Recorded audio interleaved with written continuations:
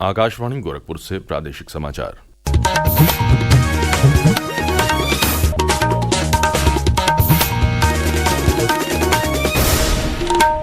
नमस्कार। समाचार बुलेटिन के साथ मैं विकास राय। पहले मुख्य समाचार। भारत की दुनिया की सबसे तेजी से बढ़ने वाली प्रमुख अर्थव्यवस्था की पहचान बरकरार। तीसरी तिमाही में 6.2% से अधिक दर्ज हुई जीडीपी दर। मुख्यमंत्री योगी आदित्यनाथ ने शासन के वरिष्ठ अधिकारियों के साथ बाढ़ परियोजनाओं की समीक्षा की। कहा, बाढ़ की दृष्टि से संवेदनशील और अति संवेदनशील जिलों में विशेष सतर्कता रखे विभाग। प्रदेश विधानमंडल में वित्तीय वर्ष 2025-26 के बजट पर हुई चर्चा। प्रदेश सरकार ने किया आश्वस्त, पूरी तरह से बेरोजगारों के साथ है सरकार। महाकुंभ के बाद मेला क्षेत्र में शुरू हुआ विशेष स्वच्छता अभियान। अग्निशमन विभाग की गाड़ियों से सभी जिलों में भेजा जा रहा है पवित्र त्रिवेणी संगम का जल। और उत्तर प्रदेश लोक सेवा आयोग ने घोषित किया पीसीएस प्रारंभिक परीक्षा 2024 का परिणाम। और अब समाचार विस्तार से। देश में चालू वित्त वर्ष की तीसरी तिमाही में सकल घरेलू उत्पाद वृद्धि दर 6.2% से अधिक दर्ज हुई। ये पिछली तिमाही में 5.6% दर्ज हुई थी।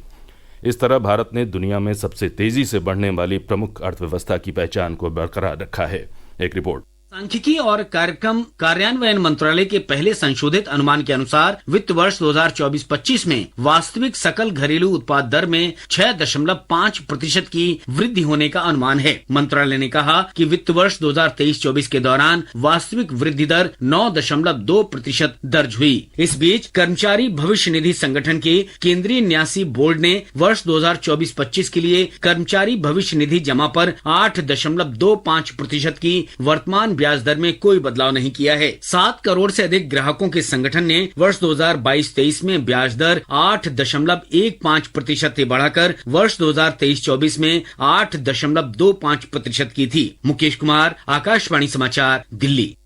प्रदेश के मुख्यमंत्री योगी आदित्यनाथ ने कल शासन के वरिष्ठ अधिकारियों के साथ लखनऊ में बाढ़ संबंधी परियोजनाओं की समीक्षा की। उन्होंने बाढ़ की समस्या के स्थायी समाधान के लिए स्थानीय परिस्थितियों के अनुसार अध्ययन के निर्देश दिए।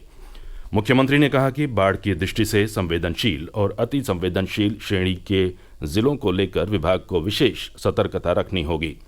इन जिलों के तटबंधों का वरिष्ठ अधिकारियों द्वारा निरीक्षण किया जाए। मुख्यमंत्री ने बाढ़ से प्रभावित इलाकों के सभी तटबंधों की सतत निगरानी और ड्रेन की 31 मार्च से पहले सफाई कराने का निर्देश दिया। उन्होंने अधिकारियों से नदियों में अवैध खनन रोकने और बाढ़ कंट्रोल रूम को 24 घंटे सक्रिय रखने के लिए भी कहा।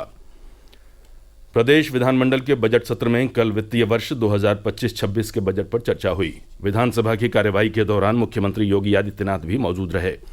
विधानसभा में शून्य प्रहर में समाजवादी पार्टी के सदस्यों ने बेरोजगारी, नौकरियों में आरक्षण और परीक्षाओं में प्रश्न पत्र लीक होने का मुद्दा उठाया।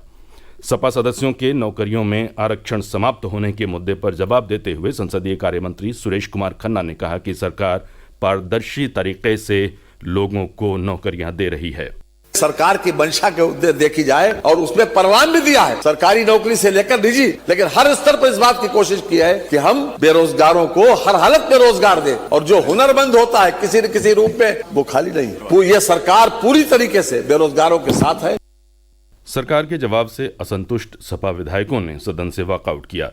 शून्य प्रहर के बाद शुरू हुई बजट पर चर्चा में भाजपा के पंकज सिंह, अंजुला माहौर और समाजवादी पार्टी से शिवपाल यादव और डॉक्टर रागिनी सोनकर सहित अन्य विधायकों ने हिस्सा लिया।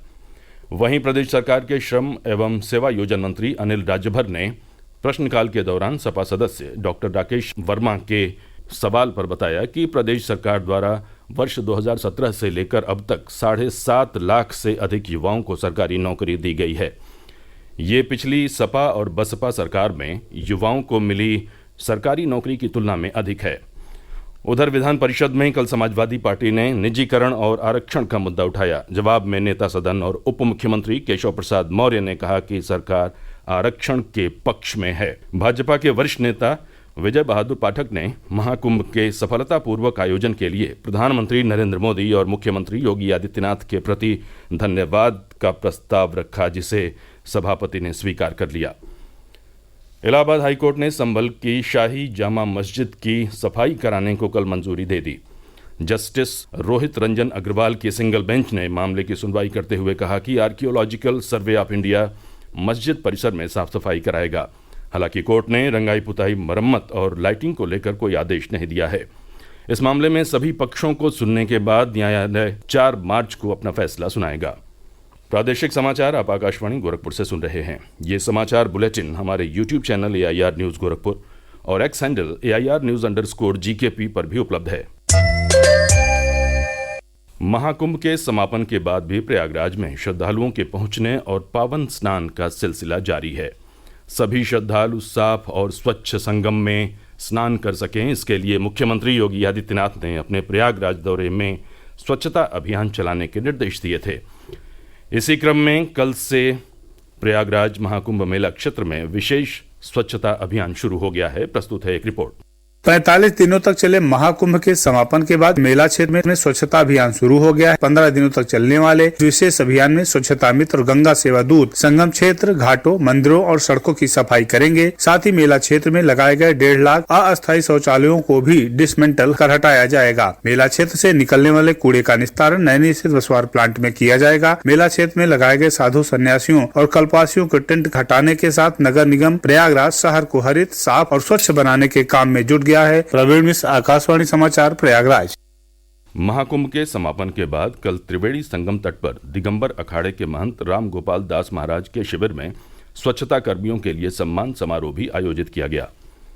महाकुंभ में पवित्र त्रिवेणी संगम पर पहुंचकर स्नान न कर पाने वाले जिला स्तरीय अधिकारियों और कर्मचारियों के लिए प्रदेश सरकार ने विशेष पहल की है।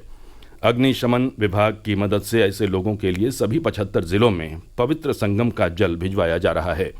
प्रयागराज में मुख्य अग्निशमन अधिकारी प्रमोद शर्मा ने बताया कि मुख्यमंत्री योगी आदित्यनाथ की मंशा के अनुरूप सभी जिलों में त्रिवेणी का जल अग्निशमन विभाग की गाड़ियों के जरिए रवाना किया गया है।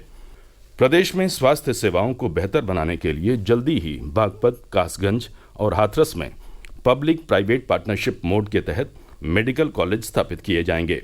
साथ ही बलरामपुर में किंग जॉर्ज मेडिकल यूनिवर्सिटी के सैटेलाइट सेंटर को मेडिकल कॉलेज के रूप में विकसित किया जाएगा। एक रिपोर्ट।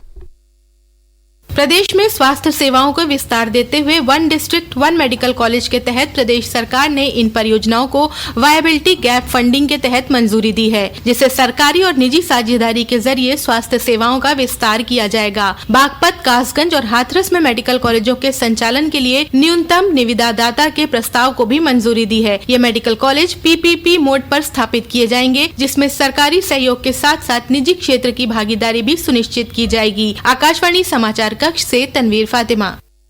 उत्तर प्रदेश लोक सेवा आयोग ने कल PCS की प्रारंभिक परीक्षा 2024 का परिणाम घोषित कर दिया।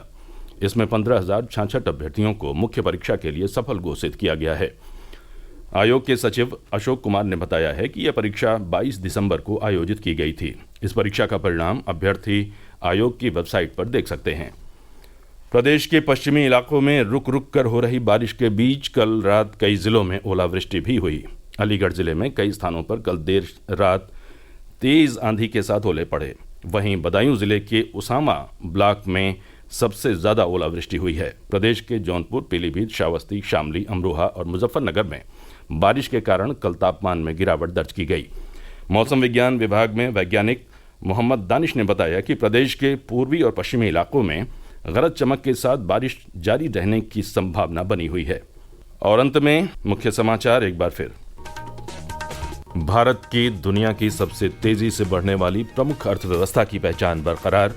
तीसरी तिमाही में 6.2% से अधिक दर्ज हुई GDP दर। मुख्यमंत्री योगी आदित्यनाथ ने शासन के वरिष्ठ अधिकारियों के साथ बाढ़ परियोजनाओं की समीक्षा की। कहा, बाढ़ की दृष्टि से संवेदनशील और अति संवेदनशील जिलों में विशेष सतर्कता रखे विभाग। प्रदेश विधानमंडल में वित्तीय वर्ष 2025-26 के बजट पर हुई चर्चा। प्रदेश सरकार ने किया आश्वस्त, पूरी तरह से बेरोजगारों के साथ है सरकार। महाकुंभ के बाद मेला क्षेत्र में शुरू हुआ विशेष स्वच्छता अभियान। अग्निशमन विभाग की गाड़ियों से सभी जिलों में भेजा जा रहा है पवित्र त्रिवेणी संगम का जल। और उत्तर प्रदेश लोक सेवा आयोग ने घोषित किया PCS प्रारंभिक परीक्षा 2024 का परिणाम। इसी के साथ ये समाचार बुलेटिन समाप्त हुआ। नमस्कार।